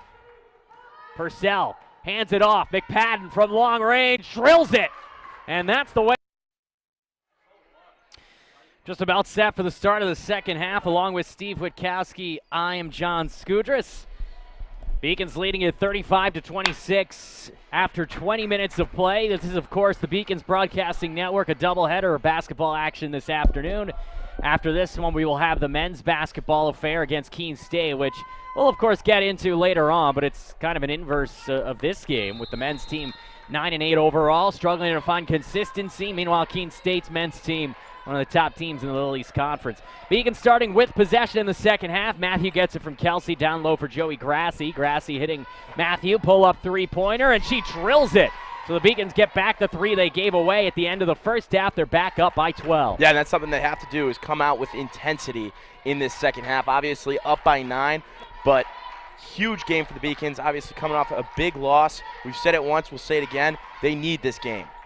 Down low for the Owls from underneath. A three-pointer from McPadden is good, and so she continues to stroke from beyond the arc as Emily McPadden now has 10 points, including 2 three-pointers. And on cue, those deep three-pointers are really keeping this ball game pretty close. Matthew from the far side in front of Coach Ball, hands it off. Vital back to Katie, double teamed on this zone defense for the Owls. Vital with an open look, gets her own rebound. Hustle continuing to be the name of the game for the former Keene State Owl. Kelsey gets it from Katie Matthew. Kelsey one-on-one with McPadden, nice dribble drive, comes back out. Around the horn they come, far side, pump fake from Matthew, drive, hand off Kelsey. She likes the three-pointer, fade away, off front rim and out. Offensive rebound is successful for UMass Boston. Vital, far side. Matthew looking for another. She drills it. 2 threes in 90 seconds from 22 and wide. And Katie Matthew has given the Beacons a 12-point lead again. And the Beacons really taking those three-pointers, trying to live behind the arc in the second half, and doing a good job. Already 2 three-pointers. Schleiman thought about the three. Instead, with possession, Burke trying to drive in on Osborne. Hits the wall, comes back out. Long three-pointer from Tack, and she hits it. Heen Tack with the delivery. Another three-pointer. 3 consecutive threes for the visiting Owls as they cut the deficit back down to 9. And that's all we've seen in the last 3 minutes is 3-ball, 3-ball, 3-ball. See if we see any more as coming around for Grassy. She wants in on the action, and she does it. Drilling it from beyond the arc at the elbow. That's Grassy delivering, and the Beacons all of a sudden finding their stroke from beyond the arc. In the first half, Steve, just 5 threes combined. We now have 5 in the first 2.5 minutes of the second half. Yeah, definitely an exciting second half. Both teams coming out firing. Heen Tack goes underneath. Jordan Burke thought she was fouled. No call. Grassy let it go off her hands, and the Owls will keep it as the Beacons see Osborne and Grassy collide. And Grassy, a little upset at herself, obviously. Both of them collided at the same time, and the ball went out of bounds. It just got to communicate a little bit better. Tack will throw in here for the visiting Owls. Nice pump fake from Schleiman, pulls up short, and she gets her own rebound. Nice effort with the right hand. Dishes it out McPadden. Kenzie Bennett from beyond the arc, and it continues. 6 three-pointers in 3 minutes between these two squads. They're dialing long distance. It's 44-35. Did they widen these baskets at halftime? What is going on? Beacon's lead has fluctuated between 9 and 12, with both of these teams continuing to stroke it from beyond the arc. This one from short distance, well off there from Kelsey, but the offensive board and one as Osborne puts it in. And finally, an old-fashioned three-point play, but the three-point play is continuing for both of these teams. Yeah, and this isn't the way that I thought the second half was really going to start, but both teams are really offensively firing on all cylinders right now. And Beacons, an old-fashioned three-point play right now. Osborne can't finish it, but the Beacons will have a chance for 4, or maybe more, as they get the offensive rebound. That's Grassy. And now Vital, as the Beacons will get a couple of subs in momentarily. And now here's Matthew, gets her 3rd three-pointer of the half, and the UMass Boston Beacons are firing on all cylinders. They're white hot here from Clark Athletic Center. Their largest lead of the afternoon. It's 49-35, and a timeout from Keith Boucher and the Keene State College Owls. I'll tell you what, fans, if you took the over-under, if you went over, smart move. UMass Boston and Keene State looking like the Golden State Warriors on both sides out there as they are delivering on an abundance of threes here in the second half of play. We're going to go to a quick commercial break. When we come back, we'll continue on this 3 parade. It's 49-35, UMass Boston. The 5-campus UMass system is the university that educates the workforce of Massachusetts.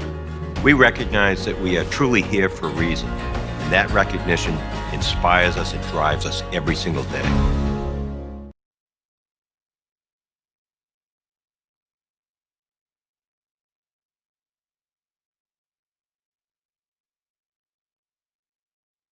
Conference. Beacon starting with possession in the second half. Matthew gets it from Kelsey down low for Joey Grassi. Grassi hitting Matthew, pull up three-pointer, and she drills it. So the Beacons get, and they need this game. Down low for the Owls from underneath. A three-pointer from McPadden is good, and so she can. Vital, far side. Matthew looking for another. She drills it. 2 threes in 90 seconds from 12. Nice effort with the right hand. Dishes it out McPadden. Kenzie Bennett from beyond the arc, and it continues. 6 3-pointers. Beacons and the Owls here on the Beacons Broadcasting Network, along with Steve Witkowski. I'm John Skudris. What a second half start it's been.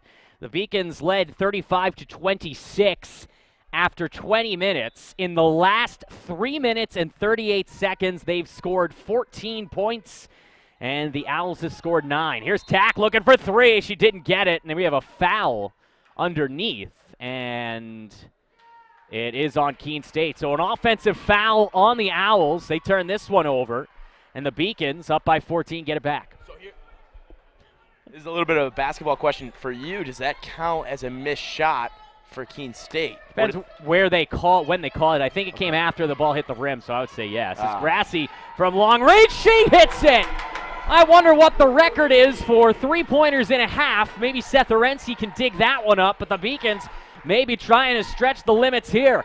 They have now connected again with a three-pointer, and their lead is ballooned to 17. And a string of three-pointers from all the Beacons offense. McPadden trying to answer. She can't. And UMass Boston defensive rebound goes to Vital. Lydia all the way trying to stretch it. Matthew back to Lydia. We'll see if she thinks about just taking it. That's a kick ball on McPadden. And you mentioned it, the three parade, obviously. As a player, if I was out there right now, I'd be sitting right behind the three-pointer looking for the ball. I believe that's 5 3-pointers for UMass Boston to begin the second half. In the entire first half, the Beacons were 3 for 9. Fulton down low. Nice drive from Quinones, and she lays it up and in, showing that even the bigs can get it done for the Beacons as they have stretched the lead to 19. And the Beacons offense just really, three-pointer, they're driving the lanes, making their free throws. This is the Beacons team that is 14-2 and dominating in the Little East.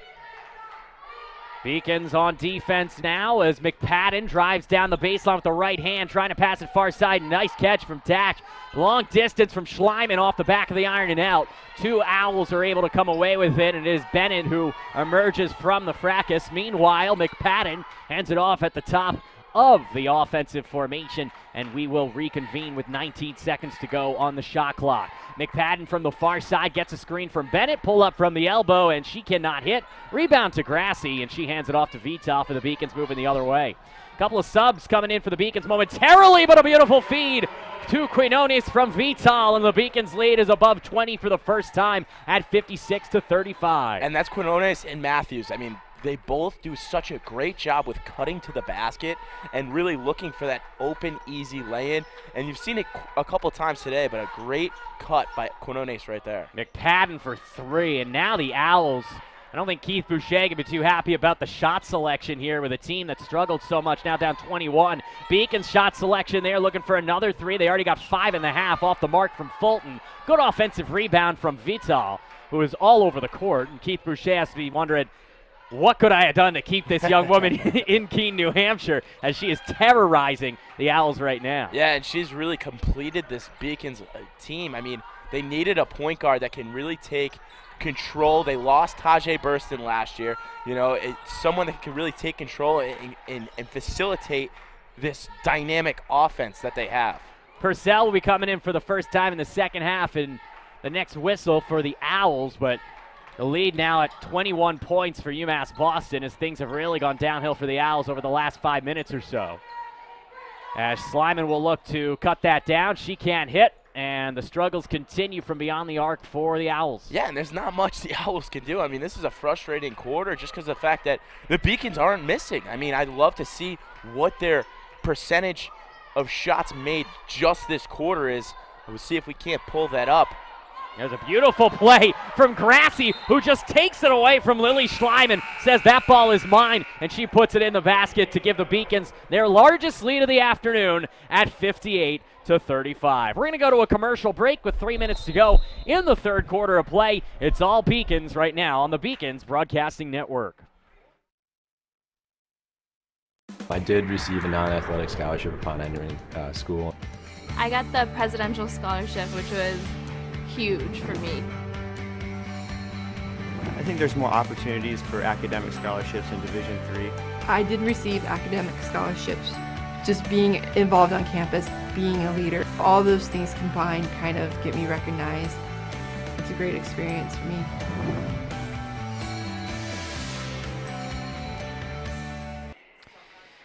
Beacons up 23 points, 58-35. They led by 9 at the half, a 14-point advantage, primarily on the back of the three-point shooting, and especially by Katie Matthew, who came out and hit her first 3 3-pointers of this half, and she has the Owls in dire straits as they are down by 23 points. And Steve, the Owls haven't gotten good shot selection. They haven't gotten the ball down low to Jordan Burke at all.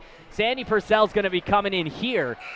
But at this point, things might have just gotten a little too out of hand for them to make a comeback. Yeah, it did. It really did get very out of hand in such a quick amount of time. And Boucher, you know, he's very frustrated.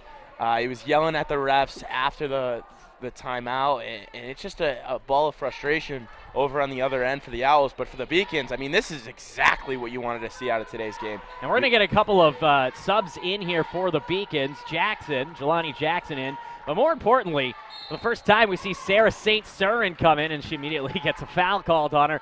She is a tree. 6'3", Sarah St. Cyrin. It's going to be interesting to see what this freshman can do over the next few years. Yeah, very good defensively as well.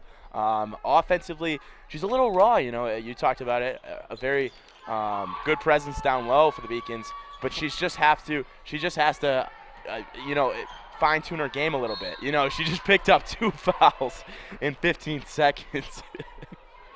Not a good start for Sarah, as she now has 2 fouls, and as you said, less than a minute. But a free throw attempt or two coming up here for the Owls, as Heen Tak will take those from the charity stripe, drilling the first 2 she attempted, not on that one, as she's now 2 for 3. But she's one of those players, you know, she has a very athletic, very good down low. You know, she just has to fine-tune her game just a little bit. And then they have 4 bigs that could really dominate in this conference. Keene State was 6 for 6 in the first half from the charity stripe. Tak missing both there, as the 23-point lead remains. With possession, Jelani Jackson. Jackson far side for Fulton, down low. She was looking to connect there, but unable to get possession was Tajay Mazik. And a substitution is coming back in here for the first time since the first half is Jasmine Mitchell. Mitchell had a couple of solid defensive efforts in the first 20 minutes, as here is Jackson. 9 seconds on the shot clock. Fulton down low for Kelsey. Raven for Jackson. She's got to put it up, and off front rim and out. Rebound to Purcell. Surprised no foul was called there on Jackson. Her knee made contact with the point guard for the Owls. Less than 2 minutes to go. Third quarter of play. Beacons up by 23. As now with possession, the Owls trying to get something going, driving down low. That was Tamra Gagne. First chance to mention her name. Freshman from Meriden, Connecticut.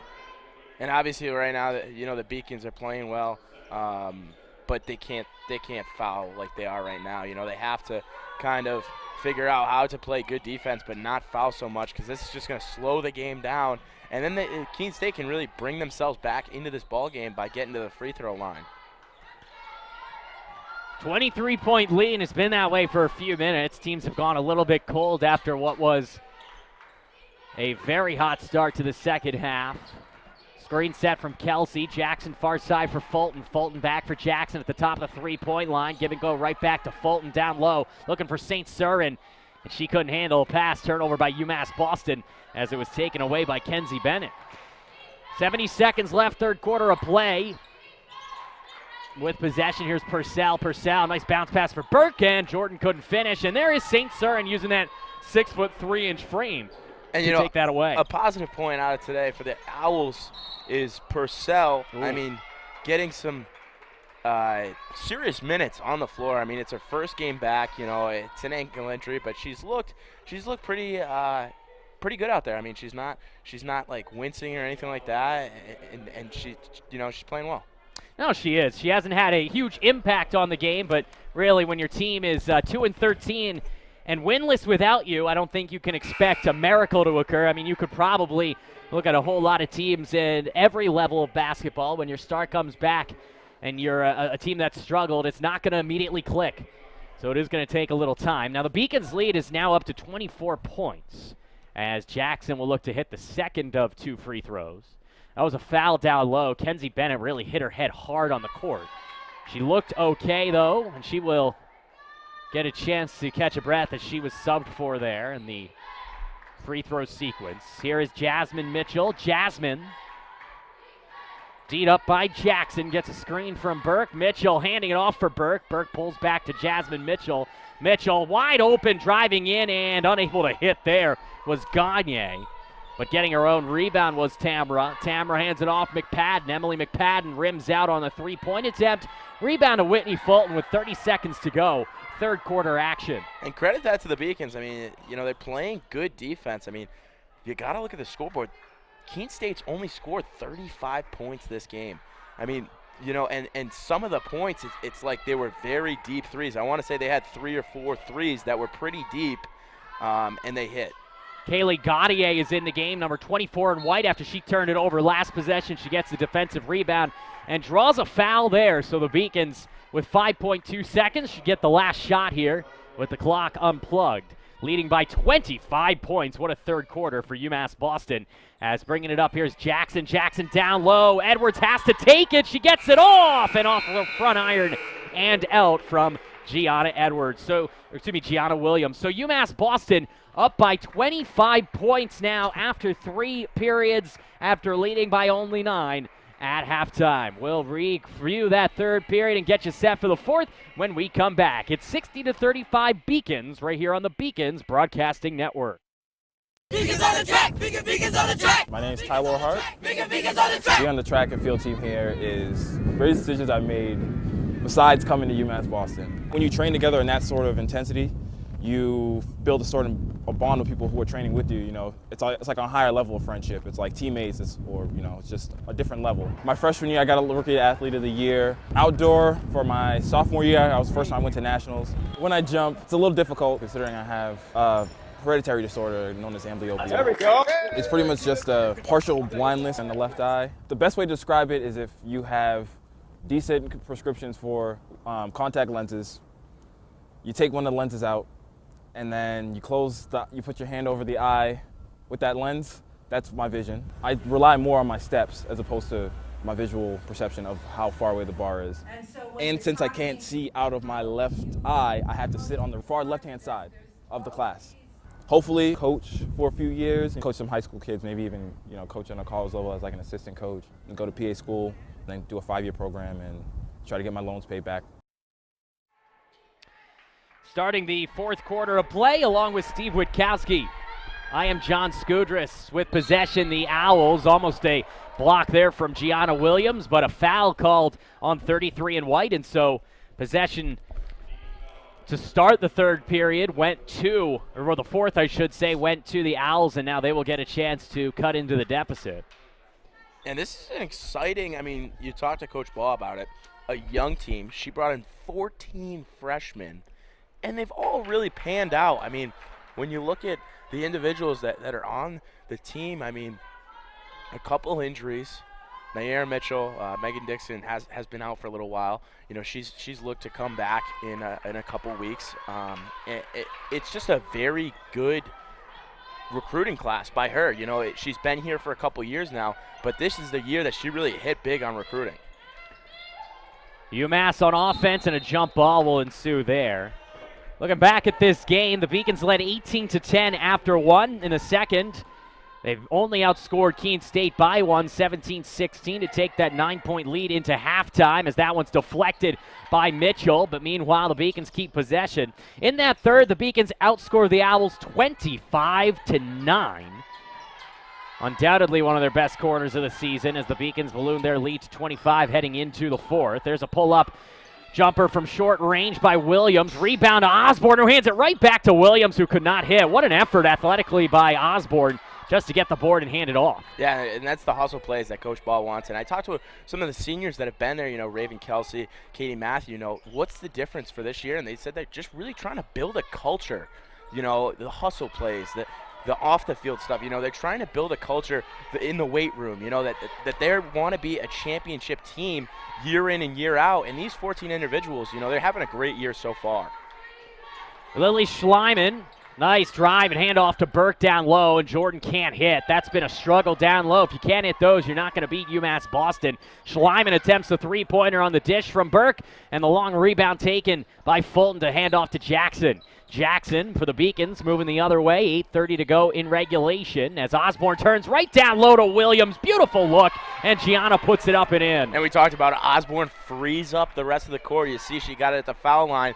Two defenders flock to her. Then Gianna Williams has a one-on-one easy basket. So many talented freshmen, especially down low for the Beacons. We talked about St. Cyrin, Osborne. The Beacons have a very bright future in the front court. And in the backcourt, as well. You look at Jelani Jackson. Vital's a senior, but she's really mentoring these guards very well.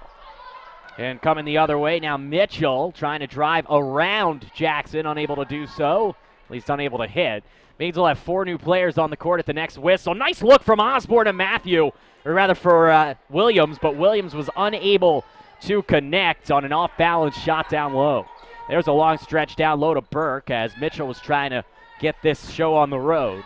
Now here is Purcell with her team down 25 and a timeout for the Owls of Keene State.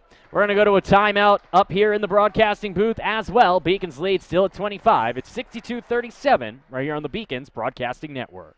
The University of Massachusetts Boston, with its scenic oceanfront campus, easily accessible to downtown Boston, is recognized as a model of excellence for urban public universities. 16 NCAA Division III sports are part of the more than 100 student organizations that create an engaging campus life in America's biggest and best college town. UMass Boston, Boston's urban public research university for the 21st century.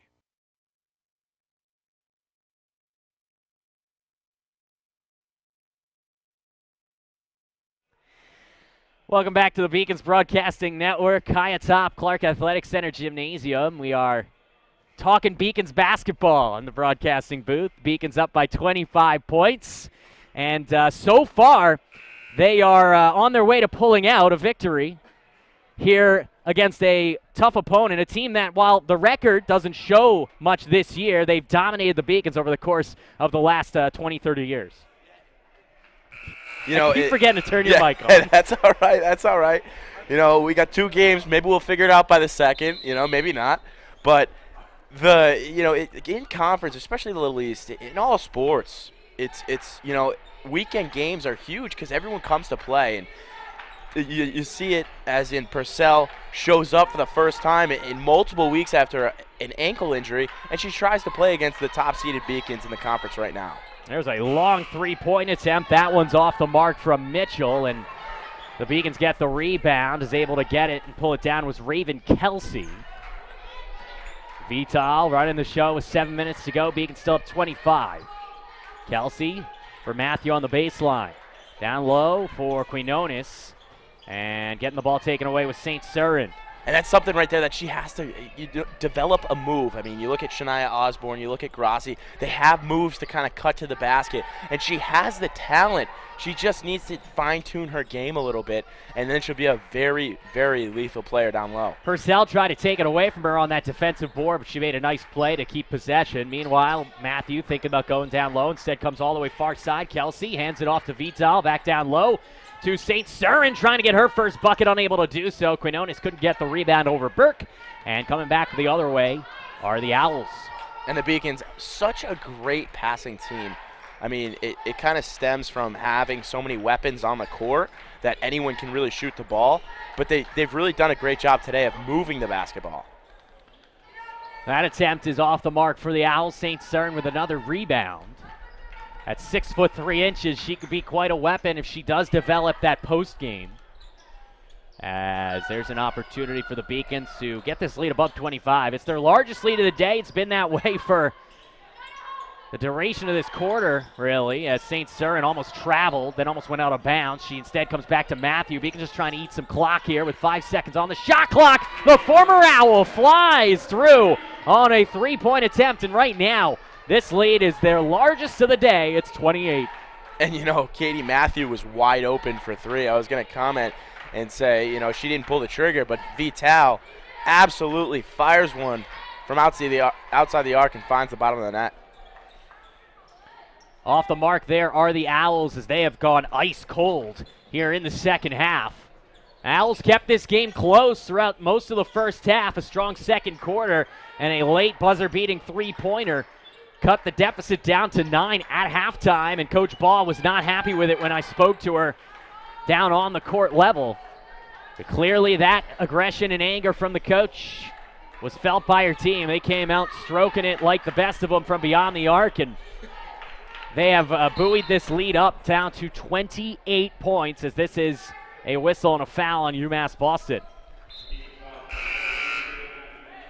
And checking back in Doherty, we talked about it, how she kind of came off that ACL injury, and she looks, you know, she's getting some good minutes, and that's always a good sign to see. You know, everyone coming off injury, you always wish them the best. Sometimes they're not the same basketball player as they were before. Attack now, D'd up, Vital turns it over, beautiful play by Williams. Quinones, as Quinones sees Vital hand it off. Doherty back to Quinones from long range for her. She airballs. Good play by St. Cyrin as she's able to save it for Doherty. And a whistle. And we're going to get a call here. And everybody in the stadium can hear Coach Buck barking the orders as the whole place went silent on that whistle. Nobody really sure what the call was. And I don't know if they even said anything to the scores table. St. Cyrin gets her first bucket, and the whole bench erupts for the 6'3" big as the Beacons have taken the bull by the horns. They are now up 30 points, 67-37. And, you know, when looking at it, they lost by 30 to UMass Dartmouth. So coming back, a huge game against Keene State at home, a great game that they've played so far. Their offense firing on all cylinders from behind the arc, inside the paint, and then their defense. You know, they've done a good job today. I wouldn't say it's their best game defensively, but they've only given up 37 points. Well, the Beacons will have a hard-pressed time matching their season, or their biggest victory, their biggest margin of victory this season. They beat Rivier University back on November 18th by 66 points. So I don't think that they will match that margin, but certainly their second biggest margin of the season right now, up by 30. And as you said, Steve, coming off a game against Dartmouth, they lost by 30 on Wednesday. This will be a good confidence boost moving into a much tougher game, at least on paper, against Southern Maine next week. Yeah, and that's another huge game. I mean, all these conference games are pretty big because anyone can win any given day. But, I mean, Southern Maine's also up there with UMass Dartmouth. St. Cyrin. And bodies are just hitting the floor. Flying all over.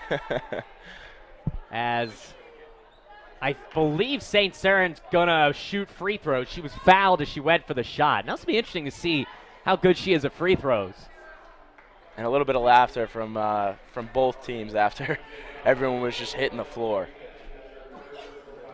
So St. Cyrin will head to the charity stripe. That's the third foul on Emily McPadden, who's got a smile on her face.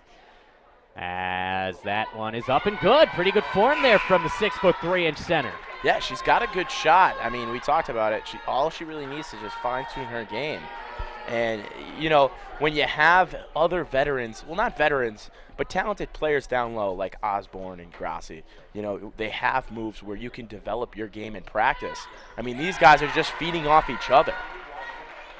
It is now 32 points, the lead for UMass Boston, their largest of the afternoon.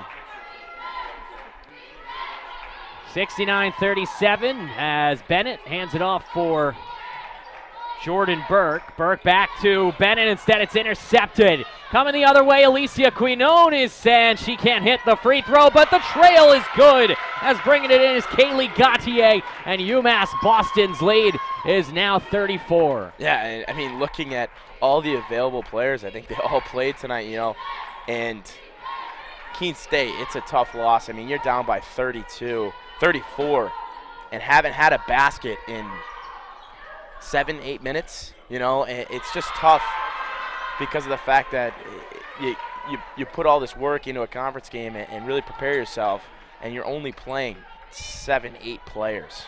Gautier then got a rejection and a block as she is fouled. So Gautier goes and gets her first bucket of the afternoon, her first block of the afternoon. Now hits the charity stripe for the first time as the Beacons are all smiles here, well on their way to a conference victory. They will improve to 15-2 overall and 6-1 in the LEC. They will sweep the season series against the Keene State College Owls for just the second time in institutional history. The only other time coming 5 years ago in 2012-13. Yeah, I mean, Beacons are rolling, honestly. It's going to be an exciting second game here. Obviously, a very good Keene State men's basketball team. Long road trip, though, so it should be interesting to see how they kind of come out. And the Beacons men's basketball team, always a fast-paced game with them. So off the free throw attempts from Gautier, the Owls moving forward with 2:45 to go.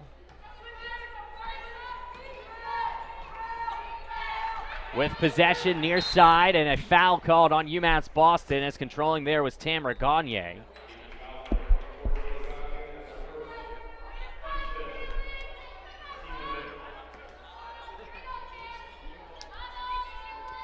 Beacons leading by 34 points, 71-37. And a free throw attempt or two coming here from Gagne.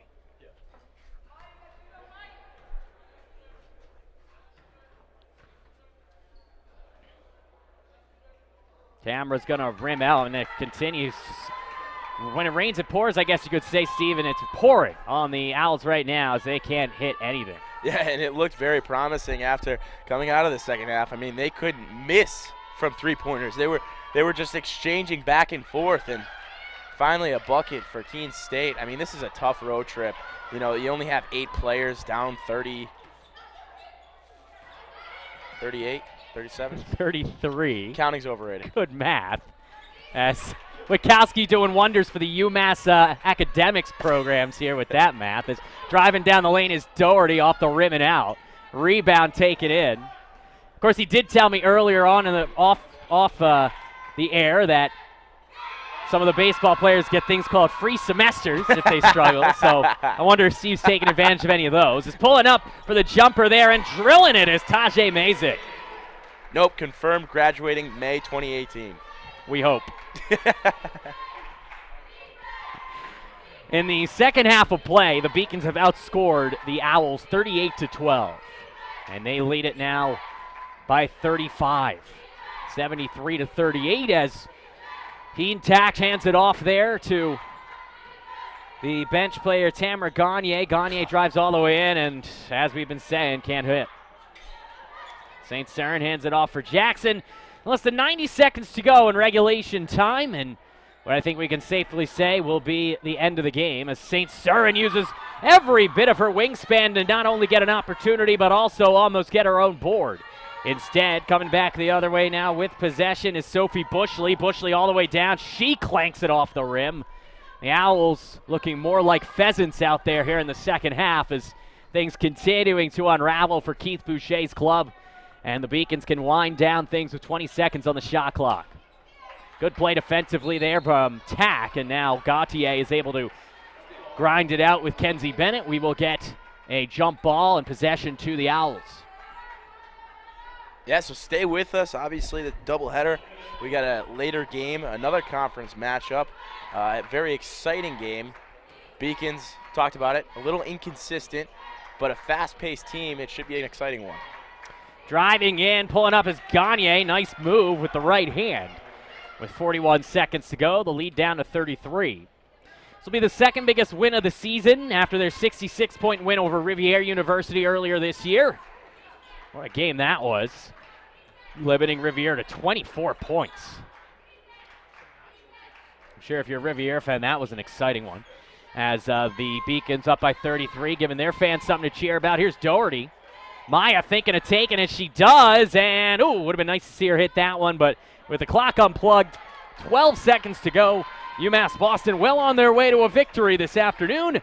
And with the pull-up jumper there from Bushley from beyond the arc off the mark, the Beacons will get the board as Jackson winds down the clock. Beacons win it by a score of 73-40. They move now to 15-2 overall and 6-1 in the conference. Meanwhile, Keene State falling to 2-14 and 0-6. We're going to go to commercial break. When we come back, I'll be down the court side with Christina Baugh. Beacons win it 73-40 right here on the Beacons Broadcasting Network. Hi, my name's Carl Joseph. I'm currently a criminal justice major. I'm a senior. I am from Brockton, Massachusetts.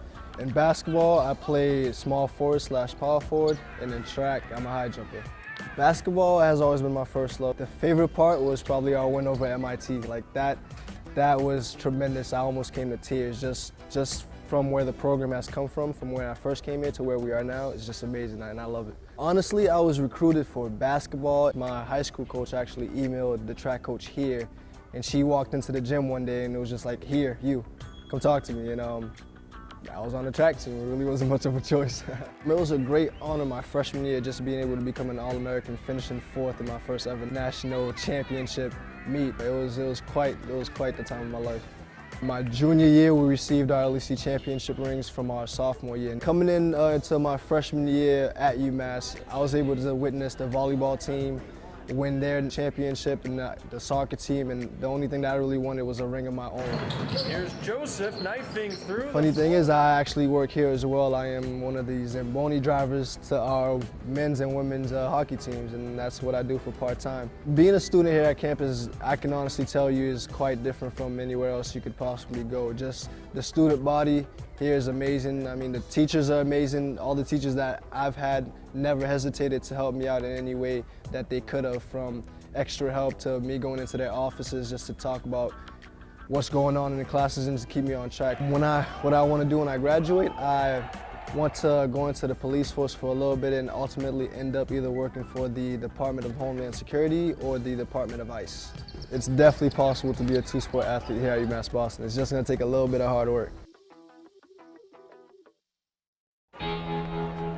Cheer for the stumbles. The he shoulda had that's. And the tears that linger. For in those moments, greatness lies. There, you will find the provoked, the determined, the unified. It's in those moments that champions are born. Moving from Turkey, it was a rough journey for me because when you don't really speak the language that well and when you don't really fit in the crowd, it's very easy to disappear. But I decided not to give up, and UMass helped me. The University of Massachusetts Boston, with its scenic oceanfront campus, easily accessible to downtown Boston, is recognized as a model of excellence for urban public universities. 16 NCAA Division III sports are part of the more than 100 student organizations that create an engaging campus life in America's biggest and best college town. UMass Boston, Boston's urban public research university. Down here courtside, along with Coach Christina Baugh. And Coach, we talked at halftime. You didn't seem overtly enthused with the way your team was playing on both sides of the ball. We just spoke about it. Felt a lot better about that second half. Yeah, we came out fired up. We talked about being the first 5 minutes and how big the third quarter is and completing a game out. And for us to put up 25 in the third, clearly we started hitting some shots, which I thought we would. I mean, I think that's why we're dangerous. We're really dangerous from the three-point line with multiple people that can make it. So super happy. We got on the rebounds.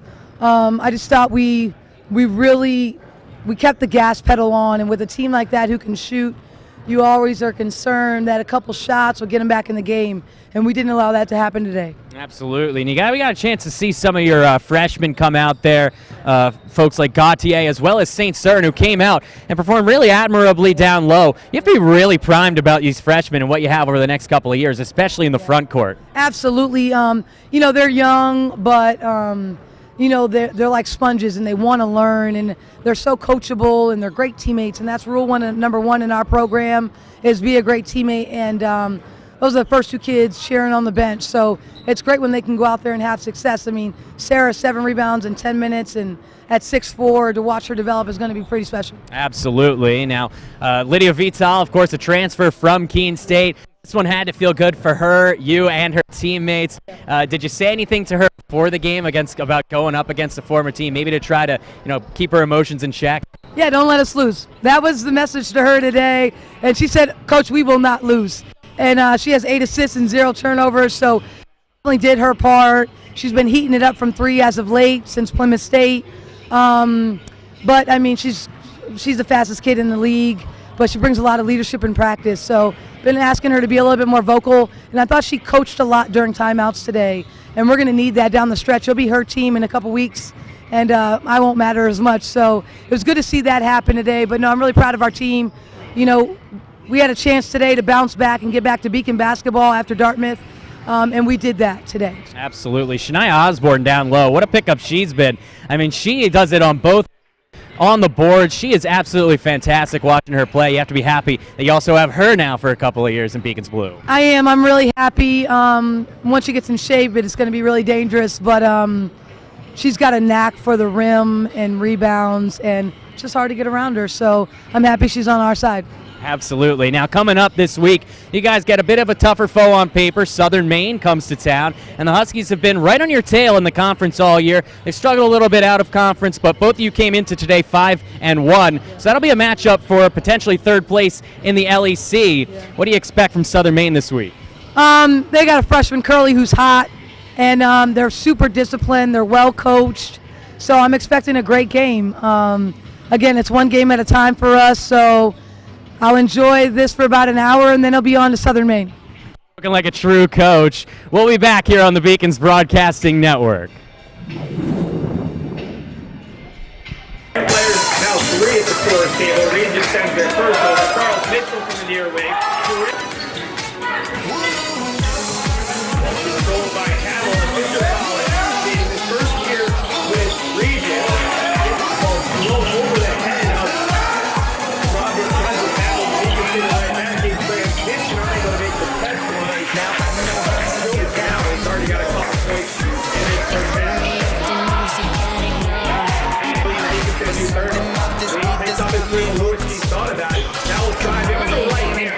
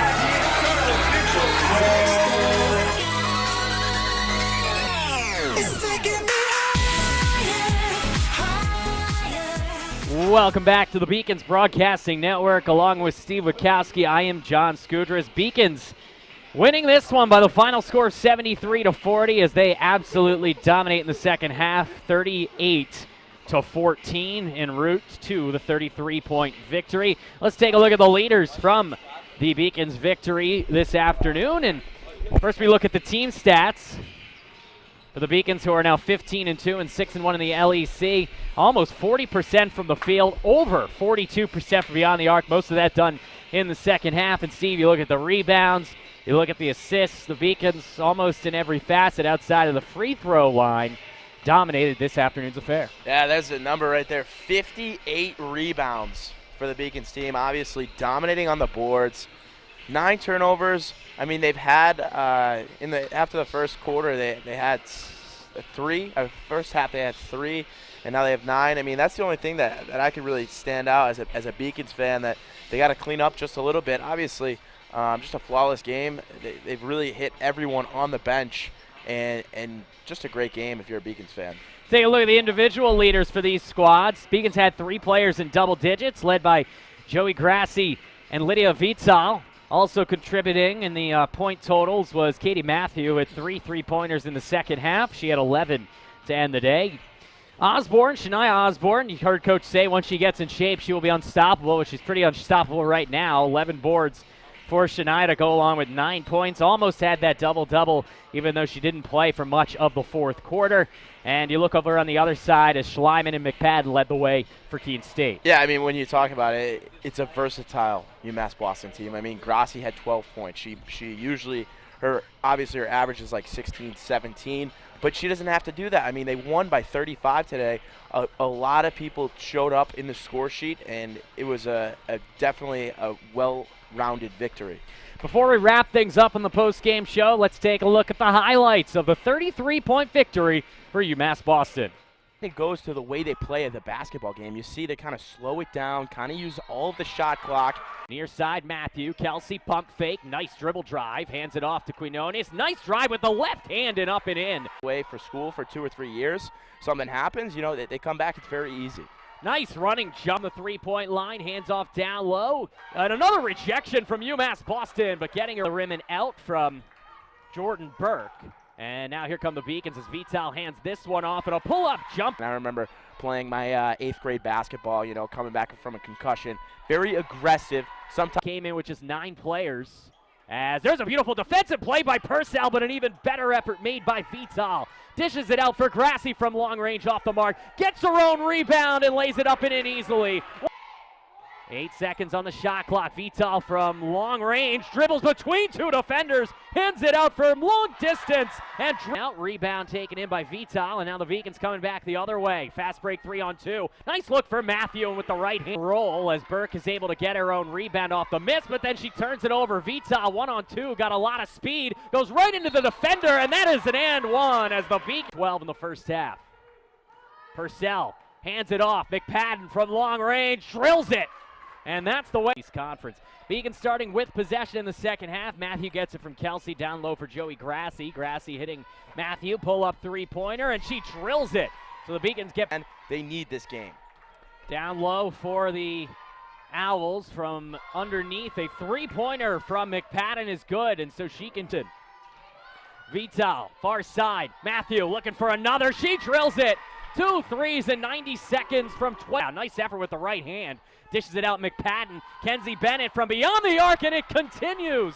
6 3-pointers. Hand off to Jackson. Jackson for the Beacons moving the other way. 8:30 to go in regulation as Osborne turns right down low to Williams. Beautiful look, and Gianna puts it out of bounds. She instead comes back to Matthew. Beacons just trying to eat some clock here with 5 seconds on the shot clock. The former Owl flies through off the air. That some of the baseball players get things called free.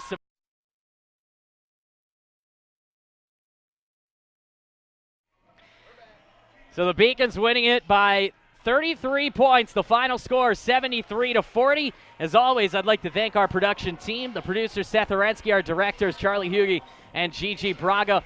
On instant replay today, Alex Carasoto, our camera operators Josh Garrison, Sal Frascino, and Laura Roman Castro.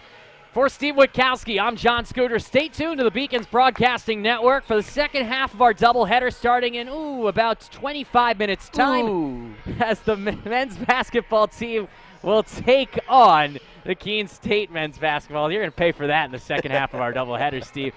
The Beacons win it by the score of 73-40. For Steve Witkowski, I'm John Scooters. Good night, good luck, good basketball. We'll see you next time right here on the Beacons